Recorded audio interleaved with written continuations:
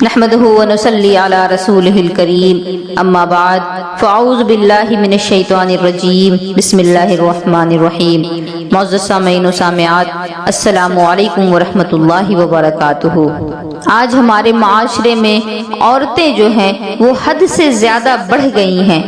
ذرا سی بات کیا ہو جاتی ہے شوہر کو دھمکانا شروع کر دیتی ہیں، بچوں کو چھوڑ کر کے سیدھے میکے جا کر کے بیٹھ جاتی ہیں۔ تو ان سب کی وجہ کیا ہے میں آج آپ کو بتانا چاہوں گی، اور آپ ان چیزوں کو ختم کیسے کریں میں آپ کو یہ بھی بتاؤں گی۔ لہٰذا میری گزارش ہے کہ اس بیان کو پورا ضرور سنیں اور ثواب کی نیت سے دوسروں تک بھی پہنچائیں، تاکہ جو اپنی بیویوں کی ان حرکتوں سے پریشان ہیں وہ سمجھ سکے کہ انہیں اپنی بیویوں کو رستے پر کیسے لانا ہے، اور عورتوں کو بھی سمجھ میں آ سکے کہ وہ یہ کتنا بڑا غلط کام کر رہی ہیں، غلط قدم اٹھا رہی ہیں، ان کو سمجھ میں آئے اور اپنے گھر کو بسا سکیں۔ خاتون جنت رضی اللہ تعالی عنہا کی کنیزوں، آج عورتوں کو نہ جانے کیا ہو گیا، اور صرف عورتوں کو ہی نہیں بلکہ عورتوں کے جو ماں باپ ہیں، بیٹیوں کے ماں باپ ہیں، انہیں بھی نہ جانے کیا ہو گیا، وہ بھی نہ جانے کس رنگ میں رنگ گئے ہیں۔ اگر بیٹیاں شوہر کی شکایت کرتی ہیں، اگر بیٹیاں ساس کی شکایت کرتی ہیں، سسر کی شکایت کرتی ہیں، تو ماں باپ کو تو انہیں سمجھانا چاہیے، انہیں یہ سمجھانا چاہیے کہ بیٹی اب وہی تیرا گھر ہے، وہی تیرے ماں باپ ہیں، وہی تیرا شوہر ہے، اب تجھے انہی کے رنگ میں رنگنا ہے اور ان کے بتائے ہوئے طریقے پر چلنا ہے۔ لیکن آج کل کے ماں باپ بھی ماڈرن ہو گئے ہیں، بچے تو ماڈرن ہیں ہی، ماں باپ بھی ماڈرن ہو گئے ہیں۔ ماں باپ بیٹیوں کو سمجھانے کے بجائے ان کو گھر پر بٹھا لیتے ہیں کہ بیٹی ہم کوئی فقیر تھوڑے نہ ہیں، ہم کوئی بھکاری تھوڑے نہ ہیں، ہم مجبور تھوڑے نہ ہیں، ہم تجھے اس ظالم انسان کے گھر دوبارہ کبھی نہیں بھیجیں گے، تو ہمارے پاس ہی رہ، ہماری اتنی اوقات ہے کہ ہم تجھے پال سکتے ہیں۔ ارے نادانو، کیا تمہاری مت ماری گئی ہے؟ تمہاری عقل گھاس چرنے گئی ہے؟ میں تم سے پوچھنا چاہوں گی کہ کیا تم اپنا لائف انشورنس کروا چکے ہو؟ کیا تمہیں مرنا نہیں ہے؟ یہ موت ایک ایسی حقیقت ہے کہ جس کو کبھی کوئی نہیں جھٹلا سکتا۔ تو پھر مجھے بتاؤ نا، جب تم مر کر کے مٹی میں مل جاؤ گے اور اپنی اس بیٹی کو جس کو بڑے غرور کے ساتھ، بڑے انا کے ساتھ تم اپنے گھر لا کر کے بٹھا چکے ہو، اس بیٹی کا اس وقت کیا ہوگا؟ کیونکہ اکثر دیکھا گیا ہے اس معاشرے میں کہ جب تک ماں باپ زندہ ہیں بیٹیوں کا میکہ اسی وقت تک ہوتا ہے، جیسے ہی بھائی اور بھابھی کی بات آتی ہے تو پھر بیٹیاں میکے کا منہ تک دیکھنا بھول جاتی ہیں۔ تو اس وقت تمہاری بیٹی کا کیا ہوگا؟ کیا تمہاری روح نہیں کانپتی؟ کیا یہ بات سوچ کر کے تمہیں ڈر نہیں لگتا کہ دنیا کا تو یہ حال ہو گیا ہے کہ بھائی بھابھی ماں باپ کے مرنے کے بعد اپنا رنگ دکھانا شروع کر دیتے ہیں۔ یہاں تو بھائی بھائی کے خون کا پیاسا ہے۔ تو جب تم اس دنیا سے رخصت کر جاؤ گے اس وقت اگر تمہارا بیٹا تمہاری بیٹی کو گھر سے نکال دے گا تو اس کا کیا بنے گا؟ وہ تو در بدر کی ٹھوکریں کھاتی کھاتی مر جائے گی، تمہارے بعد اس کا کوئی پرسان حال نہ ہوگا، اور اس وقت تم اس پر افسوس کرنے کے لیے اس کے پاس بھی نہیں رہو گے۔ ذرا بتاؤ، آج تم اپنی بیٹی کی بات پر مغرور ہو جاتے ہو، اس کے سسرال والوں سے رشتہ توڑ لیتے ہو، کل جب تم اس دنیا میں نہیں رہو گے تمہاری وہ بیٹی کہاں رہے گی؟ اس کے ساتھ کون ہوگا؟ اس کا تو نہ میکہ رہا نہ سسرال۔ ارے نادانو، اگر تم نے عقل سے کام لیا ہوتا اور اپنی انا کو فنا کر کے اپنی بیٹی کو سمجھاتے کہ بیٹی اب وہی تمہارا گھر ہے، کچھ پریشانیاں ہوتی ہیں تو ان کو برداشت کرو، زندگی کسی کی بھی آسان نہیں ہوتی، ہر کسی کو مشکلوں کا سامنا کرنا پڑتا ہے، مگر تم تو اپنے غرور میں اس مرد کو کوٹ کے چکر لگوانے لگتے ہو، دھمکی دیتے ہو۔ ارے وہ تو مرد ہے، وہ اپنا گزارا کر لے گا، مگر بیٹی تو تمہاری ہے نا۔ اگر تم اس کے مستقبل کا نہیں سوچو گے تو پھر کون سوچے گا؟ کیا فاطمۃ الزہرا کی کنیز کو یہ زیب دیتا ہے کہ اپنے شوہر کو کوٹ کے چکر لگوائے اور خود خود بار بار کورٹ میں جا کر کے حاضری دے. ارے تمہاری عزت کو تو میرے رسول نے کعبے سے بھی بلند کر دیا. مسلمانوں کی بیٹیوں کو تو عبادت کے لیے مسجد تک جانے سے منع کر دیا. گھروں میں عبادت کرنے کی انہیں اجازت دی گئی اور تم کورٹ تک اپنی بچیوں کو لے جانا چاہتے ہو.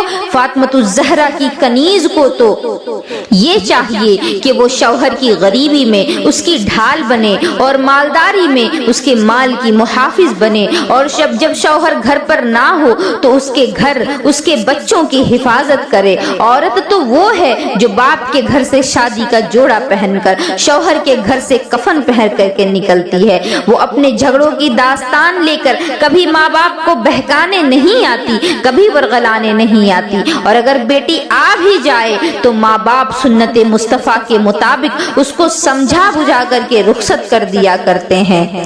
مگر آج کل کے جو ماں باپ ہیں وہ بھی ماڈرن کلچر میں ڈھلتے جا رہے ہیں. یہ ٹی وی دیکھ دیکھ کر کے, فلمیں اور سیریل دیکھ دیکھ کر کے صرف بچے ہی نہیں بگڑ رہے بلکہ ماں باپ بھی بگڑ رہے ہیں. میں آپ کو ایک بات یہاں بتانا چاہوں گی کہ ایک مرتبہ نازوں سے پلنے والی سیدہ فاطمہ الزہرا رضی اللہ تعالی عنہا جو فرش پر چلے تو یوں لگتا ہے جیسے عرش زمین پر آ گیا ہے. جس کے گھر میں سید الملائکہ جبریل امی بھی آئیں تو اجازت لے کر کے داخل ہوں. وہ سیدہ کائنات ایک مرتبہ کوئی بات ہو گئی جس کی وجہ سے وہ حضرت علی سے ناراض ہو کر حضور علیہ السلام کے گھر چلی آئی. ابھی فاطمہ دروازے پر ہیں, وہ دستک دیتی ہیں. میرے نبی غیبدہ نبی, میرے نبی کو اللہ نے ما کان و ما یکون کا علم عطا فرمایا.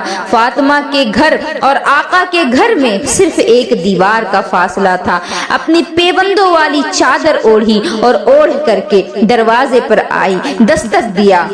میرے کریم آقا دروازہ کھولیں. آقا کریم نے اندر سے پوچھا کون ہو تم؟ سیدہ کی آواز تو آقا جانتے تھے. اما عائشہ صدیقہ کہتی ہیں حضور یہ آواز آپ کی بیٹی کی ہے.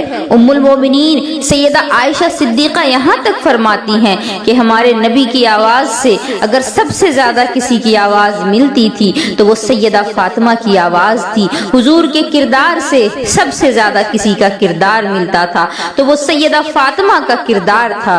حضور کی سخاوت سے اگر کسی کی سخاوت سب سے زیادہ ملتی تو وہ سیدہ فاطمہ کی سخاوت تھی. سیرت میں, صورت میں, بولنے میں, چلنے میں, اٹھنے میں, بیٹھنے میں, حیا میں, کردار میں, گفتار میں, رفتار میں, انداز میں وہ اپنے بابا مصطفیٰ جان رحمت سے بڑی مشابہت رکھتی تھی.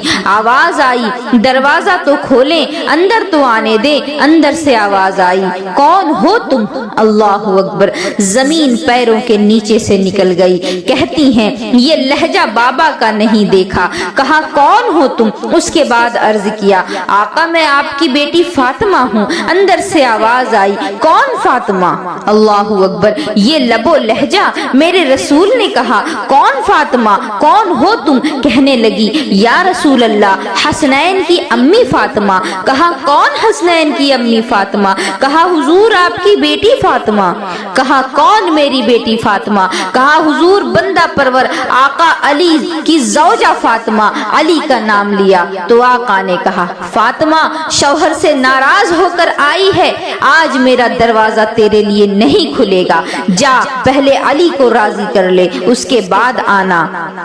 جا پہلے علی کو راضی کر لے اس کے بعد آنا. اور فاطمہ سن, اگر یہاں علی کو ناراض کر کے آئی تو تیرا بابا مصطفیٰ تجھ سے نہیں ملے گا, اور اگر اس حالت میں تیرا انتقال ہو گیا تو قیامت میں بھی میں تجھ سے ملاقات نہیں کروں گا.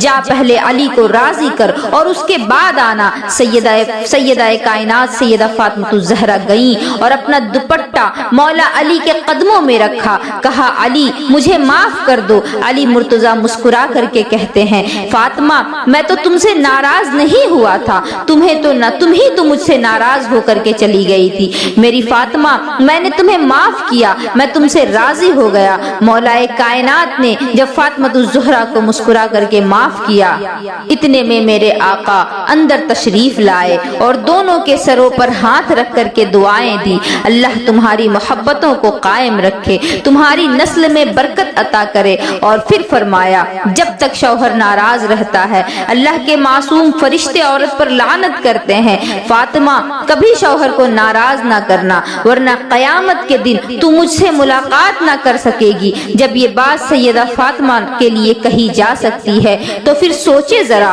ہم اور آپ کس گنتی میں آتے ہیں۔ میں ان عورتوں سے کہنا چاہوں گی کہ جو بات بات پر اپنے شوہر سے ناراض ہو کر کے اپنے ماں باپ کے گھر چلی جاتی ہیں، کیا تمہیں یہ احساس بھی ہے کہ فرشتے تم پر لعنت کر رہے ہیں؟ اور معاذ اللہ ثم معاذ اللہ کچھ عورتیں بھی ہیں جو اپنے شوہروں کو اپنا غلام بنائے رکھنا چاہتی ہیں، ان کو ان کے ماں باپ سے دور کرنا چاہتی ہیں اور اپنے شوہر کو مجبور کرتی ہیں کہ وہ مرد اپنے گھر کو چھوڑ کر کے بیوی کے لیے دوسرے گھر کا انتظام کرے یا پھر اپنی بیوی کے گھر اس کے ماں باپ کے گھر میں اس کے ساتھ رہے۔ اللہ اکبر۔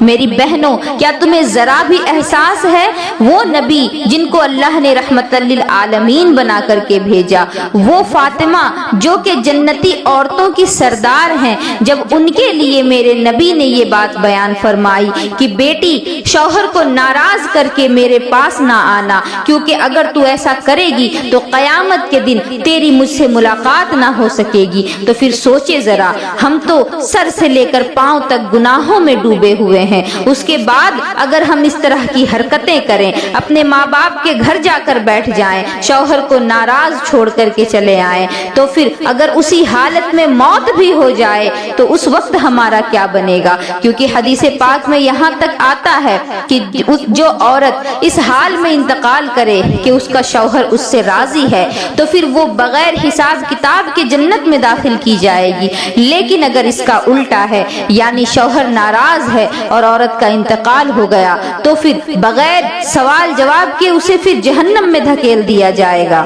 میری بہنوں اس حدیث کو ذہن نشین کر لو، اور جب کبھی بھی شوہر ناراض ہو تو سب سے پہلے اس کو راضی کرنے کی فکر میں لگ جاؤ، ورنہ ہمیں کیا معلوم کہ کس وقت موت کا فرشتہ دروازے پر دستک دے دے۔ اسی لیے جب کبھی بھی شوہر سے تمہاری انبن ہو جائے تو سب سے پہلے اسے راضی کرو اور اس کے بعد کوئی اور کام کرو، اور خبردار شوہر کی ناراضگی میں اپنے بچوں کو لے کر کے اسے چھوڑ کر اپنے ماں باپ کے گھر جانے کی نہ سوچنا، ورنہ تمہارے ماں باپ جو ہیں جب اس دنیا سے چلے جائیں گے اس وقت تمہیں در بدر کی ٹھوکریں کھانے پر مجبور ہونا پڑے گا۔ مجھے امید ہے کہ اس بیان سے آپ سبھی کو فائدہ ضرور پہنچے گا۔ میری گزارش ہے کہ اس بیان کو ثواب کی نیت سے دوسروں تک بھی پہنچائیں تاکہ دوسری عورتیں جو ہیں وہ بھی ان باتوں پر عمل کر سکیں اور اپنے آپ کو اس گناہ سے بچا سکیں۔ وما علینا الا البلاغ۔ السلام علیکم ورحمۃ اللہ وبرکاتہ۔